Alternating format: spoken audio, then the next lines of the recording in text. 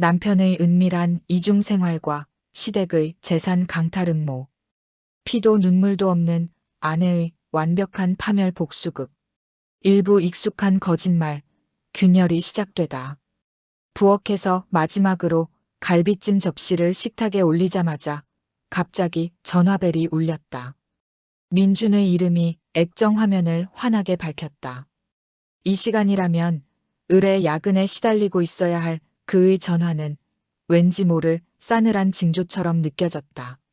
손에 묻은 기름기를 급히 행주로 닦아내며 통화 버튼을 눌렀다. 여보세요, 자기야.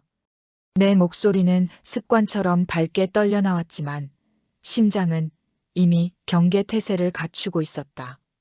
서연아, 할 얘기가 있어. 민준의 목소리는 마치 내일 날씨를 얘기하듯 아무런 감정도 없이 태연했다. 그 무감각함이 내게는 거대한 폭풍의 전조처럼 들렸다. 다음 주 수요일에 우리 가족 전부 제주도에 일주일 동안 여행 가기로 했어. 비행기 표랑 호텔은 내가 다 예약해놨고. 순간 내 손에 들린 휴대폰이 무거워지며 힘이 들어갔다. 손가락 마디마디가 하얗게 변했고 손톱이 휴대폰 케이스를 파고들었다. 또 시작이구나. 이번이 벌써 세 번째였다. 억지로 삼킨 한숨은 내 목소리를 폭풍 전의 고요처럼 이상할 정도로 차분하게 만들었다. 그래. 아버님, 어머님, 그리고 민호 씨랑 여자친구, 고모님이랑 사촌 동생까지. 딱 6명이네. 다들 정말 재미있게 놀겠네. 나는 일부러 밝고 쾌활한 목소리를 내며 그의 말을 재확인했다. 응, 근데 이번에 예약한 빌라는 방이 3개뿐이라 사람이 너무 많으면 복잡해서 안 되겠더라고. 민준의 목소리에서 미안함은커녕 오히려 은근한 안도감이 느껴지는 듯했다. 그러니까 자기는 가지 마. 그 짧은 한마디가 내 심장을 관통했다.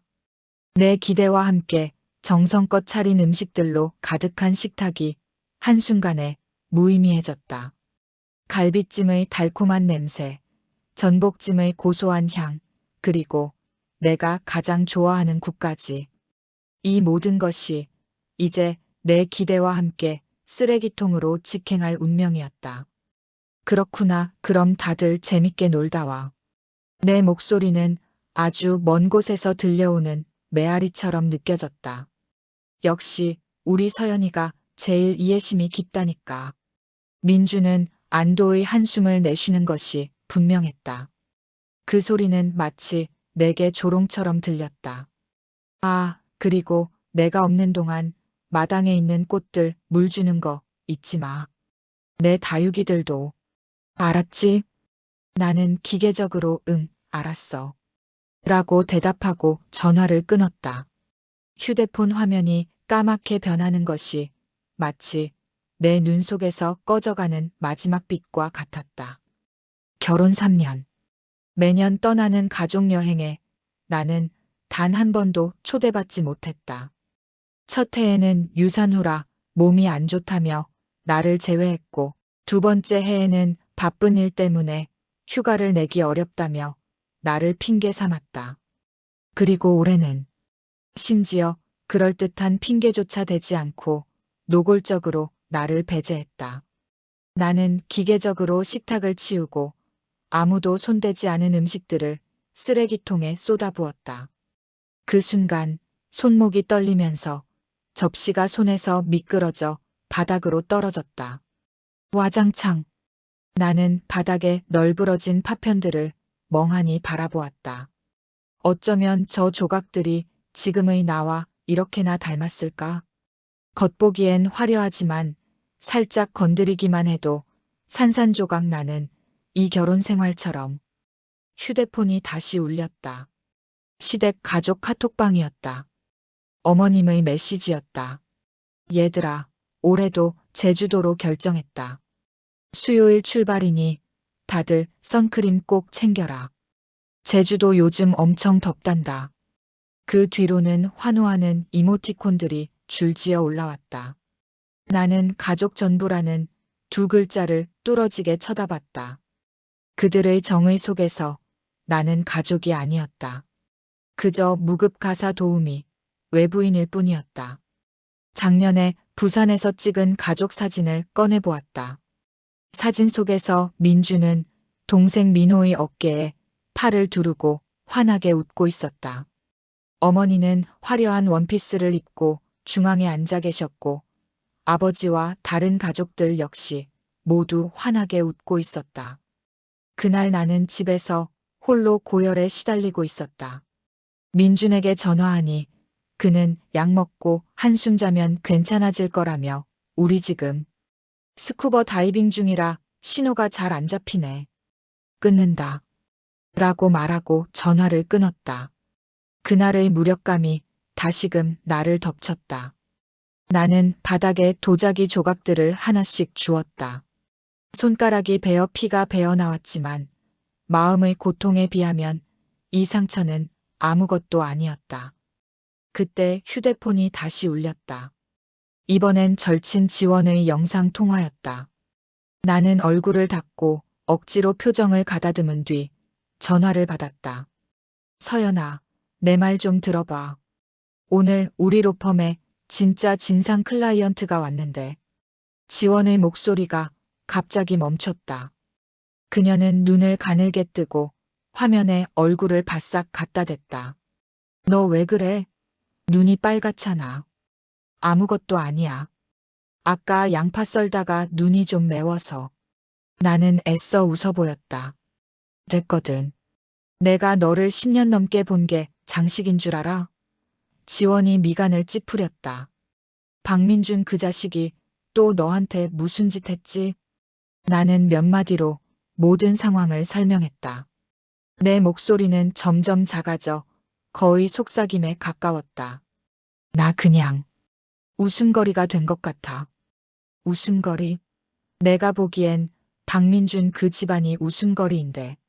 서연아, 제발 정신 좀 차려. 그 사람들은 너를 가족으로 생각 안 해. 나는 침묵했다. 사실 마음속으로는 이미 알고 있었다. 그저 인정하고 싶지 않았을 뿐이다. 3년 전 그 화려했던 결혼식에서 민주는 무릎을 꿇고 내게 행복을 약속했다. 그 모습이 아직도 눈에 선한데 어쩌다 눈 깜짝할 사이에 이렇게 되어버렸을까? 서연아. 지원의 목소리가 갑자기 진지해졌다. 너 혼전 재산 계약서 썼었던 거 기억나? 내 명의로 된 그 빌라는 소유권이 명확해? 나는 고개를 끄덕였다. 그건 우리 부모님이 해주신 혼수인데 혼전 재산으로 내 단독 명의로 등록했어. 나는 미간을 찌푸렸다. 그건 왜 갑자기 물어봐? 지원이는 잠시 머뭇거리더니 아니야. 그냥 내 자신을 좀 더 챙기라고 말해주고 싶어서. 아, 다음 주에 그 집 식구들 여행 간다며? 우리 집에 와서 며칠 있을래? 혼자 있으면 심심하잖아. 나는 지원의 호의를 거절했다. 전화를 끊고 나는 거실 통유리창 앞에 서서 민준이 정성껏 가꾼 마당의 잔디를 바라보았다. 이 빌라는 우리가 결혼할 때 산 집이었다.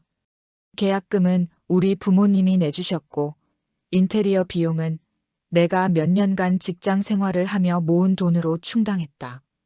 민준의 집은 아주 적은 금액만 보탰으면서도 남자는 체면이 있어야 한다는 이유로 등기부등본에 민준의 이름을 추가해달라고 고집했다. 밤이 깊어졌다. 나는 기계적으로 씻고 침대에 누웠다. 민준은 오늘 밤도 야근이라 들어오지 않을 것이다.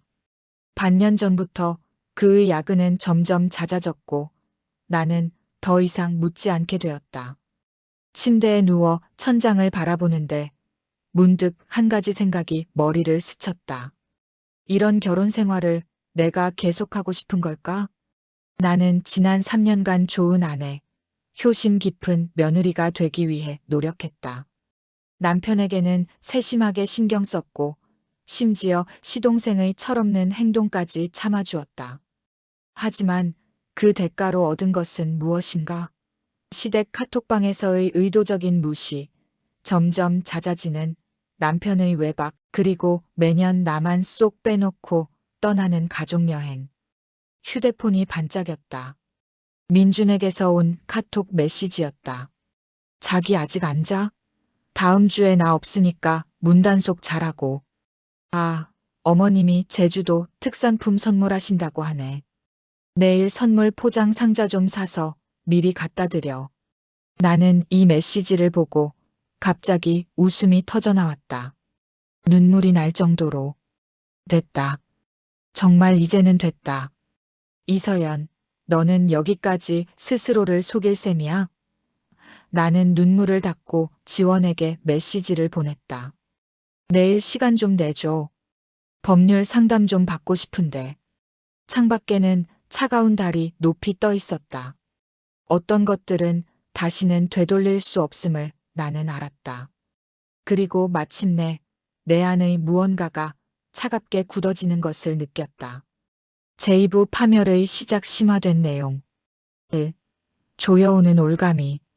서연이 보낸 메시지 한 통은 고요했던 가정에 거대한 파문을 일으켰다. 민준의 휴대폰이 불이 나도록 울려댔지만 서연은 기계적으로 전원을 껐다.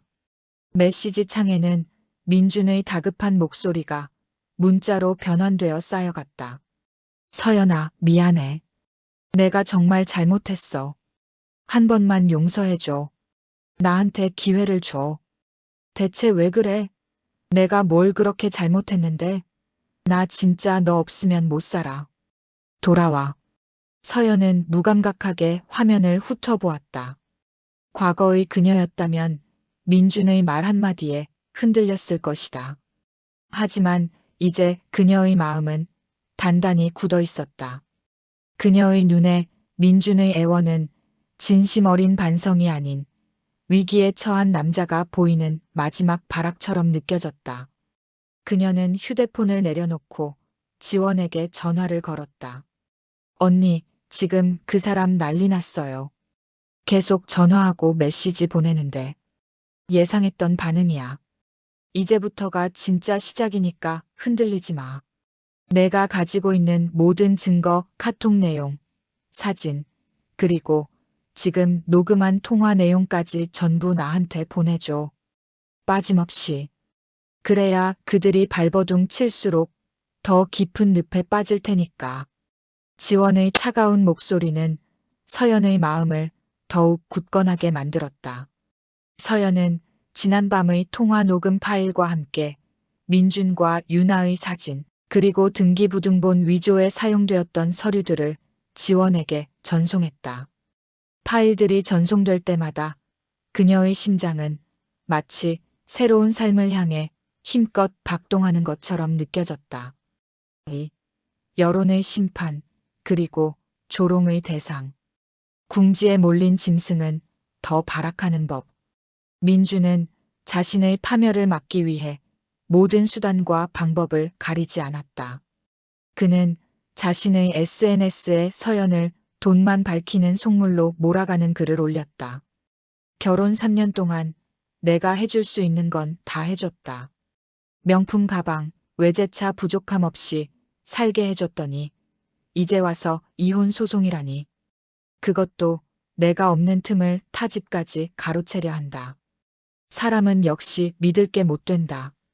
민주는 자신의 팔로워들이 전부 자신의 편에 서줄 것이라고 믿어 의심치 않았다. 그의 어머니와 동생 민호는 기다렸다는 듯이 댓글을 달았다. 우리 아들 고생 많았지. 그런 여자한테 속아서. 형, 내가 처음부터 그 누나는 좀 아니라고 했잖아. 하지만 그들의 비열한 공격은 서연과 지원이 준비한 폭탄 앞에서 아무 소용이 없었다. 며칠 후 지원이 민준이 유나에게 송금한 내역과 함께 등기부등본 위조에 사용되었던 서류 일부를 언론에 공개하자 여론은 순식간에 뒤집혔다. 가족여행 핑계로 아내 두고 애인과 바람핀 파렴치한 재벌 3세라는 기사들이 쏟아져 나왔고 민준의 SNS 계정은 분노한 네티즌들의 공격을 받았다. 거짓말도 정도껏 해야지.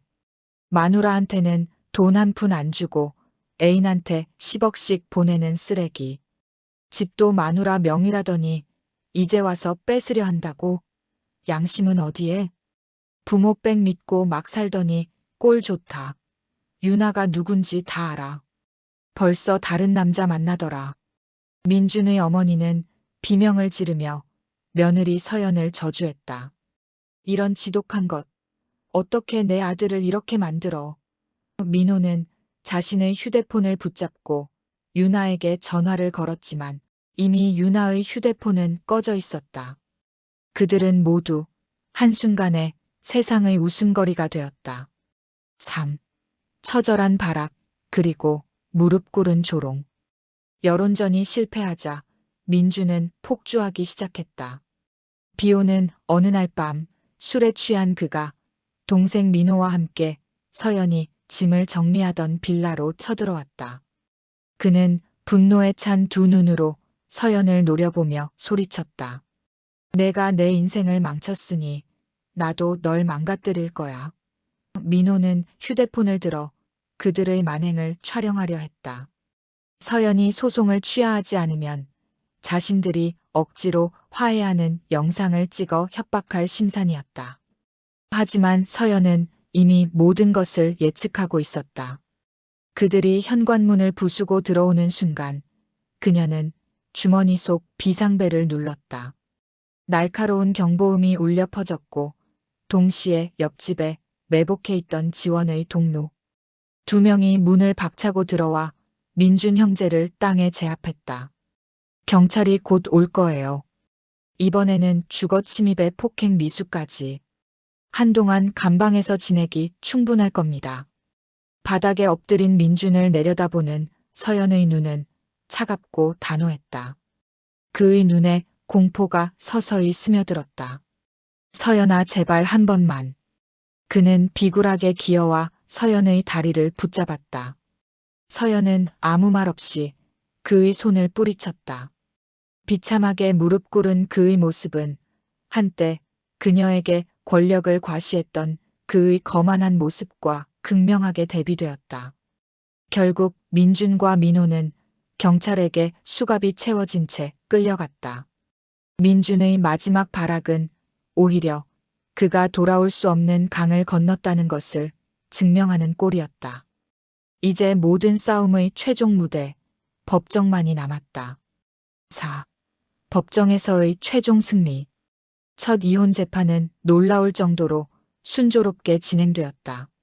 민준의 변호사는 사교적 교류였다.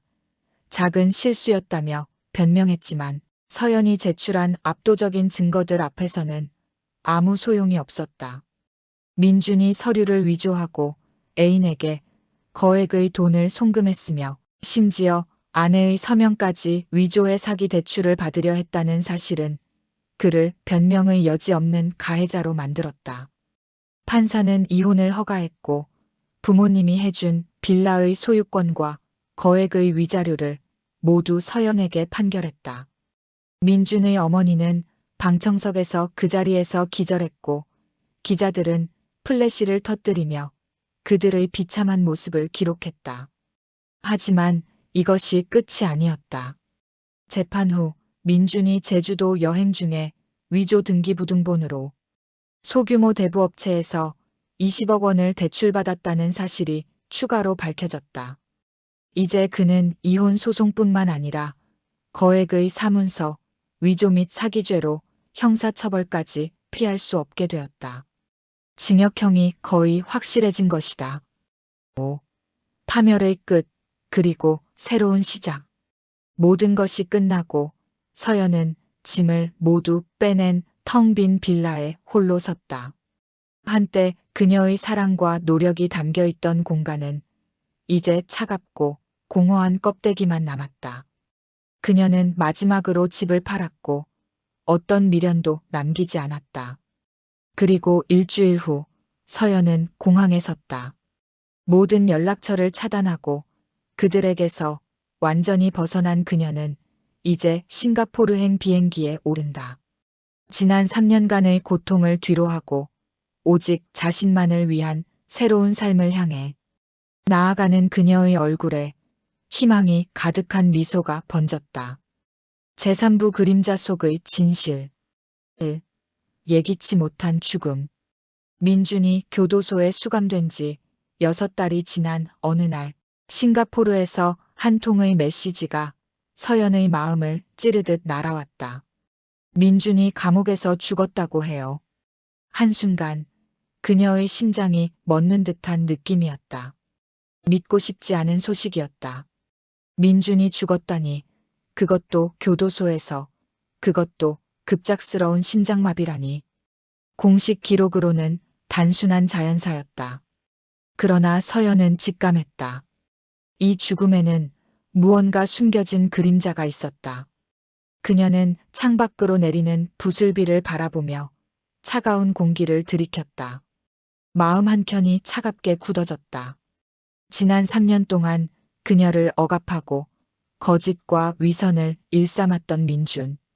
그의 죽음마저도 평범하게 느껴지지 않았다.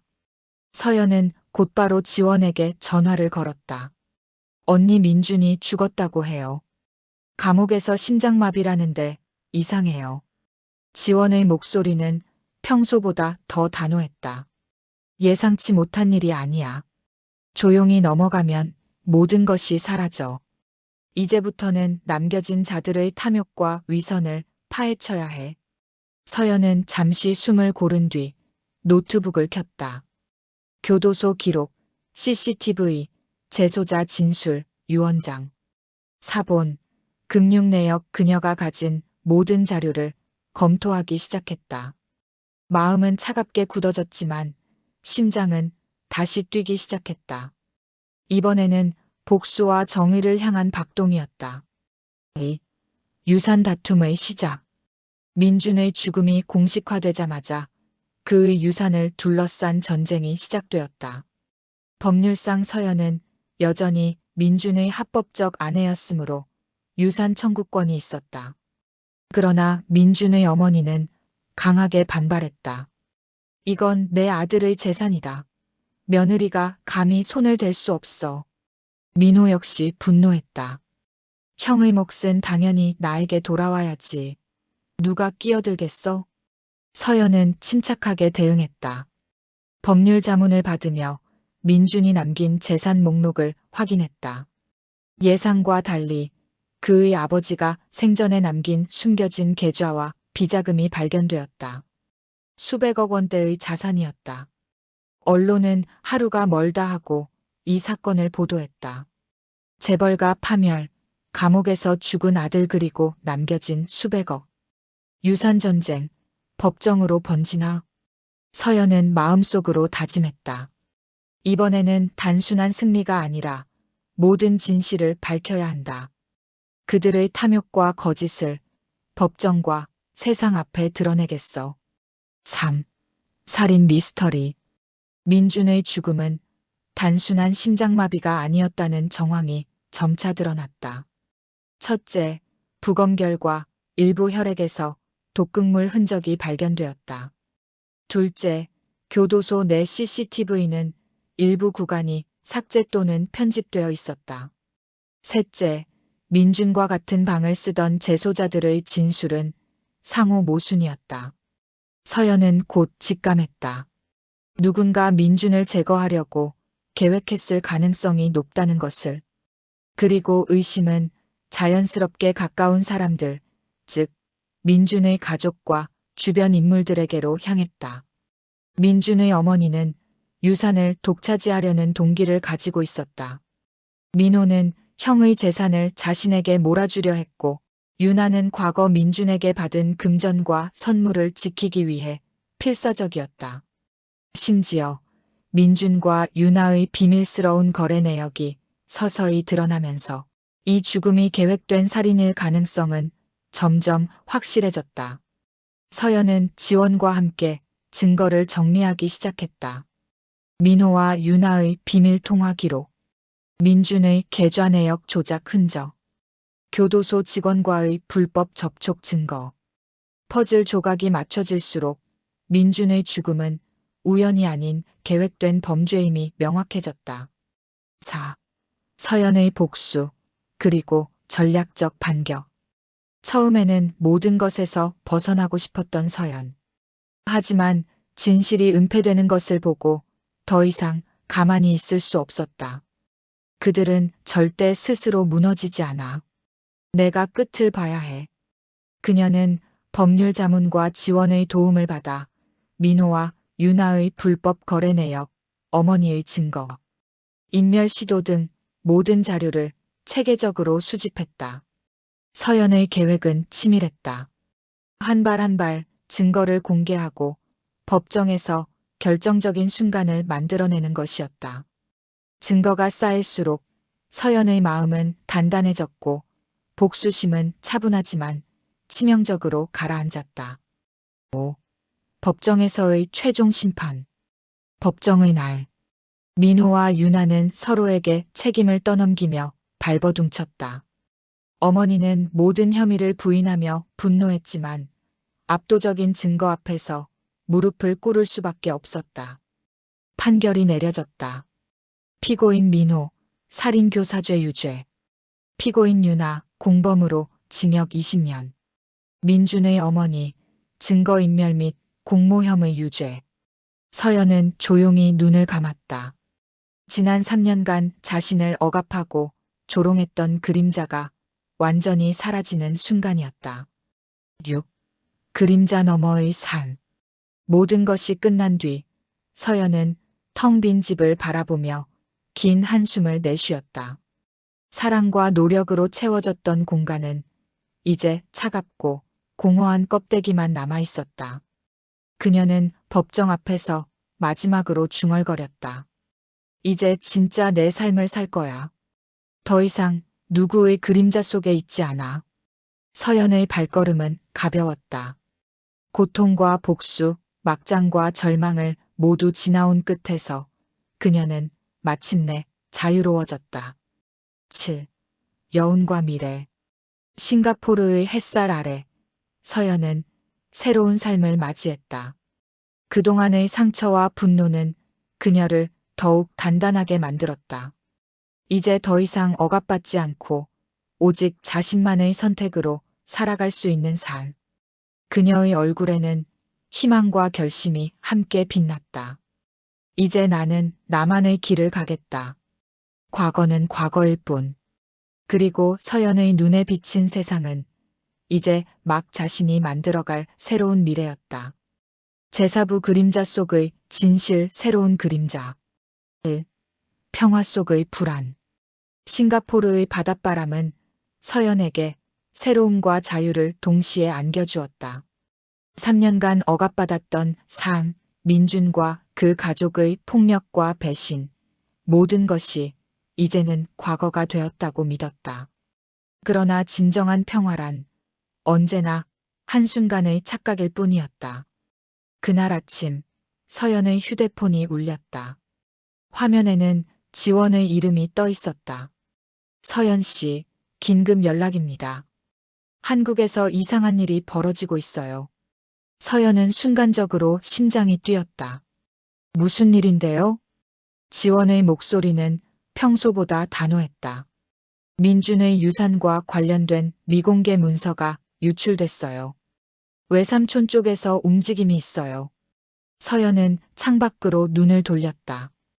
파란 하늘과 부드러운 바람이 그녀를 감싸지만 마음 한켠은 차갑게 굳어졌다. 평화는 오래가지 않아 준비해야겠어. 그녀는 이미 계획을 머릿속으로 정리했다. 이번에는 단순히 과거를 정리하는 복수가 아닌 숨겨진 권력과 음모를 파헤치는 전략적 싸움이었다.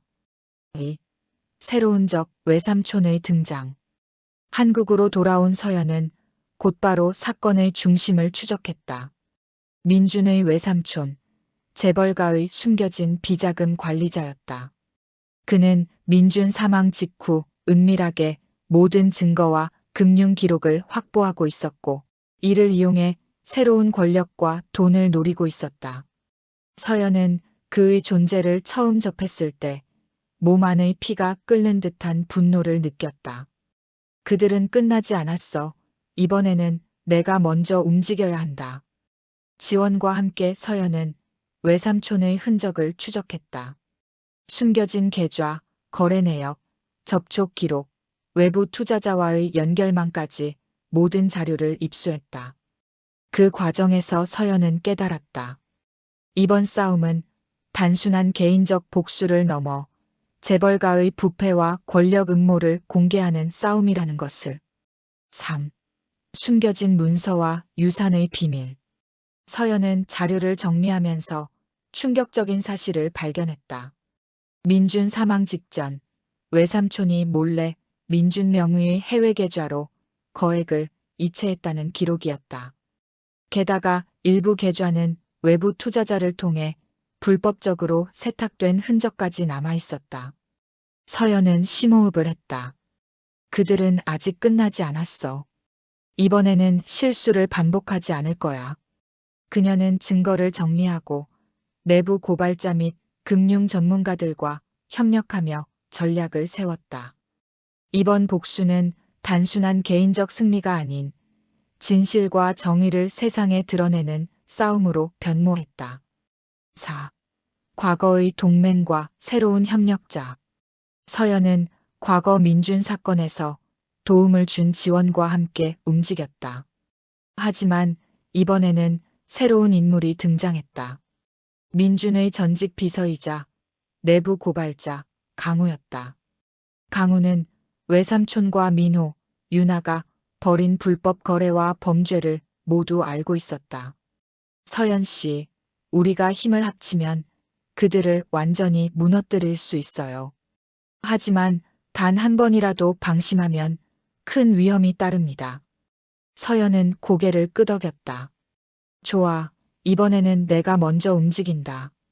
전략적이고 치밀하게. 그녀의 계획은 단순한 법정 싸움이 아니라 심리전과 증거 공개를 결합한 치밀한 작전이었다. 5. 살인 계획의 단서. 조사 중 강우는 충격적인 사실을 폭로했다. 민준 사망 직전 외삼촌이 일부 재소자들과 공모해 민준을 죽이려 했다는 증거가 있습니다. 독극물 구입 내역, 접촉 기록, 은밀한 통화 내역까지 모두 남아 있어요. 서연은 차갑게 숨을 고르며 말했다. 이제 단순한 복수가 아니야. 그들은 나를 넘어설 그림자를 계속 만들어 왔지만 이번엔 내가 먼저 움직인다. 그녀는 증거를 정리하고 언론과 경찰, 법률팀과 협력해 외삼촌과 관련된 모든 자료를 공개하기로 결심했다. 이번 싸움의 목표는 단순히 재산을 지키는 것이 아닌 세상의 진실을 드러내는 정의 구현이었다. 6. 폭로와 반격. 서연과 지원, 강우는 전략적으로 증거를 공개했다. 민준 외삼촌의 불법 재산 세탁 내역, 살인 음모와 증거 은폐 시도, 민호와 윤아의 비밀 거래 내역. 언론과 SNS는 순식간에 폭발했다. 재벌가 막장 스캔들, 살인과 부패 폭로, 민준 외삼촌, 수백억 비자금과 살인 음모 드러나. 재벌가 사람들은 공포와 분노 속에 무너졌다.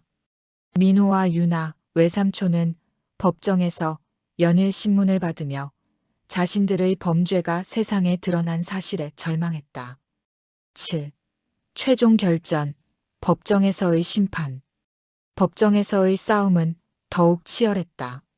민준 외삼촌과 관련자들은 법적 변호를 총동원했지만 서연과 강우가 공개한 압도적인 증거 앞에서는 아무런 힘을 쓰지 못했다. 판사는 차갑게 판결했다. 외삼촌 사문서 위조, 살인교사죄 유죄, 민호 공범으로 징역 15년, 윤아 금융범죄와 공범 혐의 유죄. 서연은 이번에도 승리했다. 하지만 그녀는 법정에 서 있는 동안 느꼈다. 복수는 끝났지만 그림자는 언제나 어딘가에 남아있다. 8. 새로운 시작과 여운. 모든 싸움이 끝나고 서연은 다시 싱가포르의 바다를 바라보았다. 그녀는 이제 단순한 복수가 아니라 과거와 맞서 세상을 바꾸는 힘을 가진 존재가 되었다는 것을 깨달았다. 그림자는 사라지지 않아도 괜찮아. 나는 이제 내 길을 선택했으니까. 햇살 속에서 서연의 눈은 단단하게 빛났다. 과거의 상처, 배신, 죽음, 유산, 복수 모두 지나갔다. 앞으로 펼쳐질 그녀의 삶은 이제 진정한 자유와 선택의 연속이었다. 제오브 그림자 속의 진실 최후의 심판. 1. 폭풍 후의 고요. 법정에서의 승리 이후 서연은 잠시 안도의 한숨을 내쉴 수 있었다.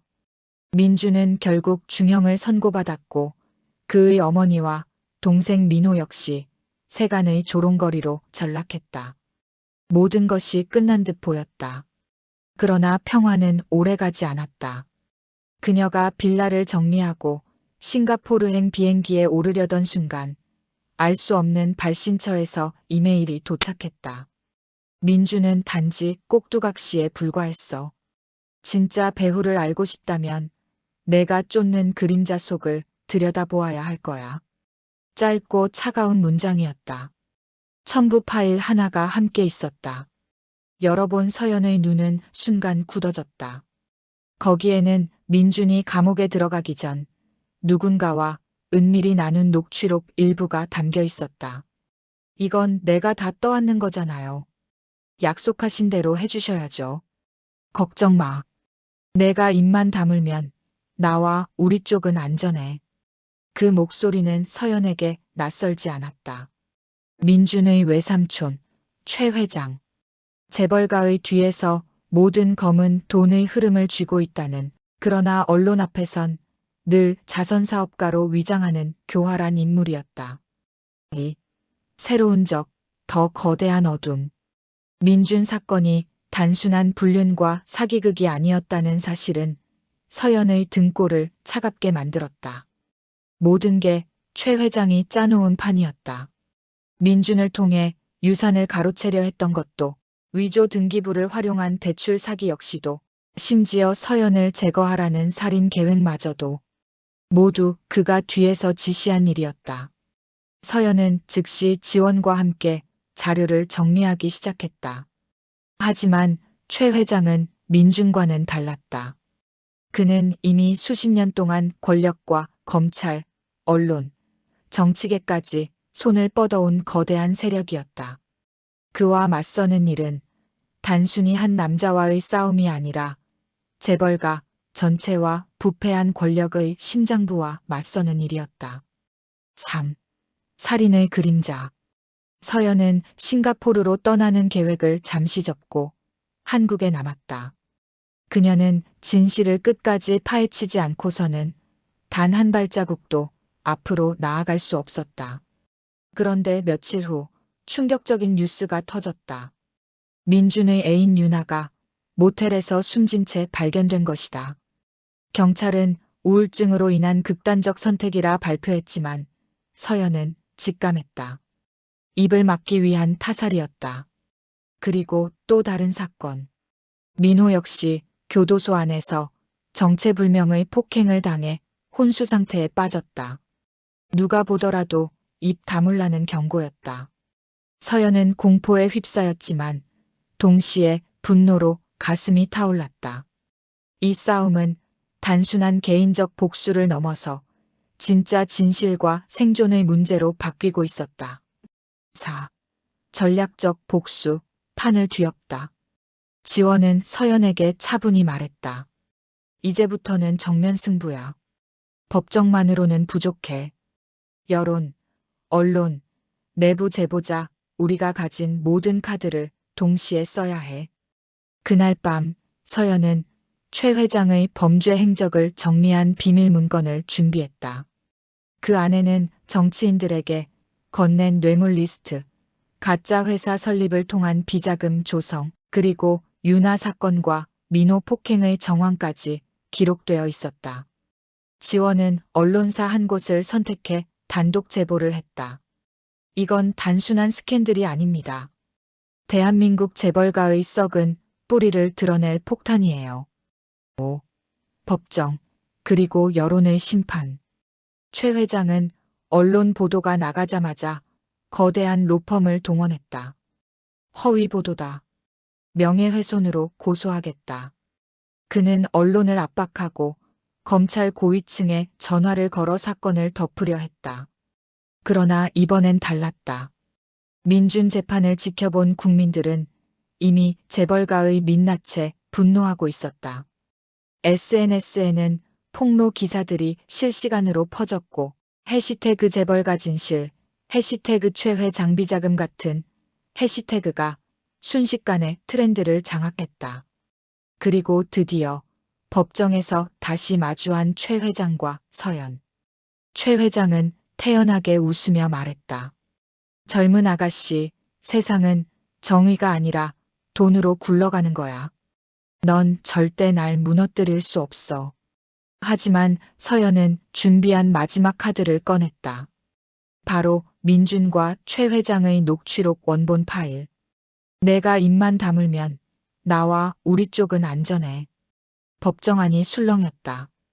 판사는 증거 채택을 허가했고 재판은 순식간에 최 회장을 불리한 방향으로 몰아갔다. 6. 최후의 심판. 며칠 후 판결이 내려졌다. 최 회장 특정경제범죄 가중처벌법 사기, 횡령, 배임 및 살인교사 혐의로 구속. 그와 연결된 정치인 3명, 검찰 고위 간부 1명도 수사 대상에 포함. 법정이 끝난 뒤 기자들의 카메라 플래시가 쏟아졌다. 국민들은 환호했고 서연은 처음으로 눈물을 흘렸다. 이것은 단순한 승리가 아니라 지난 3년간 그녀를 짓밟아온 모든 그림자를 걷어내는 순간이었다. 7. 자유 그리고 새로운 시작. 모든 소송이 끝난 후 서연은 공항으로 향했다. 이번에는 도망이 아니라 진정한 해방을 향한 출국이었다. 비행기 창가에 앉은 그녀는 마지막으로 휴대폰을 꺼내 모든 기록을 삭제했다. 민준, 민호, 윤아, 최 회장. 그들의 이름조차 이제는 남겨두고 싶지 않았다. 비행기가 구름 위로 올라서자 서연의 얼굴에 잔잔한 미소가 번졌다. 이제 진짜 나만의 삶을 시작할 시간이야. 멀리 새벽빛이 어둠을 밀어내며 수평선 위로 번져나갔다. 그것은 마치 서연의 새로운 삶을 축복하는 듯했다. 제육부 그림자 속의 진실 새로운 시작과 자유. 1. 새로운 시작의 조건. 싱가포르의 빌딩 숲속 서연은 작은 오피스텔을 임대했다. 이 공간은 크지 않았지만 그녀에게는 완전히 새로운 세계였다. 벽에는 그녀가 좋아하는 그림을 걸고 창가에는 화분 몇 개를 두었다. 가구를 고르는 과정에서도 스스로의 취향과 선택을 존중하며 그동안 누리지 못했던 자율과 자유의 기쁨을 처음으로 맛보았다. 책상을 정리하고 아들의 침대를 직접 꾸미며 그녀는 느꼈다. 이제야 내가 살아있음을 느껴. 아무도 나를 지배할 수 없는 삶 바로 이거야. 그러나 그 기쁨 속에서도 서연의 마음 한켠에는 미묘한 긴장감이 자리했다. 한국에서의 사건은 끝났지만 최 회장과 그 세력의 그림자는 여전히 남아있었다. 언론과 정치권 그리고 잔존한 부패한 권력 구조가 언제든 그녀를 다시 위협할 수 있었다. 서연은 자신을 단단히 다잡았다. 과거의 그림자를 완전히 걷어내야만 미래를 지킬 수 있다는 사실을 알았다. 새로운 시작은 단순히 공간과 환경의 변화만으로 얻어지는 것이 아니라 마음속 결심과 준비에서 비롯된다는 것을 깨달았다. 2. 과거의 그림자, 새로운 적의 복선. 싱가포르에서 서연은 아들과 함께 안정된 생활을 시작하는 동시에 사업과 학업을 병행하며 삶의 기반을 다졌다. 낯선 도시의 새로운 규칙과 문화에 적응하는 과정은 쉽지 않았지만 그 속에서 그녀는 스스로를 단련했다. 하루하루를 능동적으로 선택하고 결정하는 경험은 그녀의 내면을 더욱 강하게 만들었다. 그러던 어느 날 서연의 이메일 계정에 낯선 메시지가 도착했다. 잘 지내고 있나요, 서연 씨? 한국에서의 사건이 끝났다고 생각하셨겠지만 모든 것은 이제 막 시작되었습니다. 진짜 그림자를 만날 준비를 하세요. 보내니는 익명. 첨부된 사진에는 과거 한국에서 서연을 위협했던 최 회장의 은밀한 거래 현장과 그를 감시하는 미스터리 인물의 그림자가 담겨 있었다. 사진 속 인물들은 어둠 속에서 서연을 향해 시선을 던지고 있는 듯했다. 서연은 잠시 멈춰서서 사진을 바라보았다. 또 다른 싸움하지만 이제는 준비되어 있어. 그녀는 단순한 복수가 아니라 진정한 자유와 평화를 지키기 위한 싸움임을 직감했다. 과거의 그림자가 그녀를 쫓는다면 이번에는 능동적으로 그 그림자에 맞서야 한다. 3. 새로운 삶, 작은 기쁨. 싱가포르에서의 생활은 처음엔 낯설었지만 서연과 아들은 점차 일상에 적응했다. 비행기에서 내려 처음 산 커피 한 잔, 낮은 빌딩 사이를 걷는 발걸음, 거리에서 만난 친절한 사람들의 미소까지 모든 것이 그녀에게 새로운 경험이자 과거와 달리 스스로 선택할 수 있는 기쁨이었다. 서연은 아들과 함께 공원으로 향했다. 넓은 잔디밭, 아이들의 웃음소리, 바람에 실려오는 나무 냄새, 파란 하늘 아래에서 아들은 마음껏 뛰놀았다. 엄마, 나 여기서 뛰어도 돼? 물론이지, 우리 아들. 마음껏 뛰어, 우리는 안전하니까. 서연은 아들의 손을 꼭 잡고 있었다. 그녀의 마음속에는 지난 3년간의 공포, 고통, 무력감이 한꺼번에 몰려왔지만 그 모든 감정이 아들과 함께하는 순간에서 희석되었다. 앞으로는 내가 지켜줄 거야. 어떤 그림자가 와도 우리는 함께 맞설 수 있어. 그 말 속에는 그녀의 결의와 사랑이 녹아 있었다. 이 작은 순간들 속에서 서연은 진정한 평화란 멀리 있는 것이 아니라 일상 속에서 스스로 만드는 것임을 깨달았다. 4. 잔재와 화해. 싱가포르 생활이 안정되면서 서연은 한국에서 남겨진 법적 기록과 연락을 정리하기 시작했다. 민준, 최 회장, 그리고 그 외 관련 인물들의 사건은 이미 법과 여론으로 정리되었지만 서연은 마지막으로 자신의 마음속에서 완전한 정리를 하고 싶었다. 그녀는 조용한 방에 앉아 노트북을 켰다. 지난 모든 사건, 증거 느낀 감정들을 글로 적으며 분노, 배신, 슬픔, 희망, 모든 것이 글 속에 담겼다. 그 과정에서 마음속 무거운 돌덩이가 하나씩 풀리는 느낌을 받았다. 글을 쓰며 서연은 깨달았다. 복수는 끝났지만 진정한 싸움은 마음속에서 끝나는 것. 과거의 상처를 글로 정리하고 감정을 직면하며 마음속 잔재를 정리하는 과정이야말로 자유와 평화를 위한 필수 단계였다. 5. 새로운 빛, 미래를 향하여. 시간이 흘러 서연은 싱가포르에서 소규모 회사를 설립했다. 과거의 경험을 바탕으로 사람들을 돕고 정직하게 사업을 운영하며 스스로를 증명했다. 과거의 사건이 남긴 그림자 속에서도 그녀는 흔들리지 않고 자기 삶을 만들어 나갔다. 어느 날 아들과 함께 해변을 걸으며 서연은 바다 위로 떠오르는 태양을 바라보았다. 그 빛은 어둠을 뚫고 나온 새로운 희망처럼 그녀의 눈앞을 밝히고 있었다. 파도 소리에 섞인 아들의 웃음, 바람에 날리는 머리카락, 그리고 가벼운 모래밭의 촉감. 모든 것이 그녀의 감각을 일깨우며 지난 고통과 공포를 씻어냈다. 이제 진짜 나만의 삶, 진짜 자유. 누구에게도 흔들리지 않을 나의 길을 걸어갈 거야. 그녀는 깊게 숨을 들이마시고 눈을 감았다. 멀리 수평선 위로 떠오르는 새벽빛이 어둠을 밀어내고 있었다.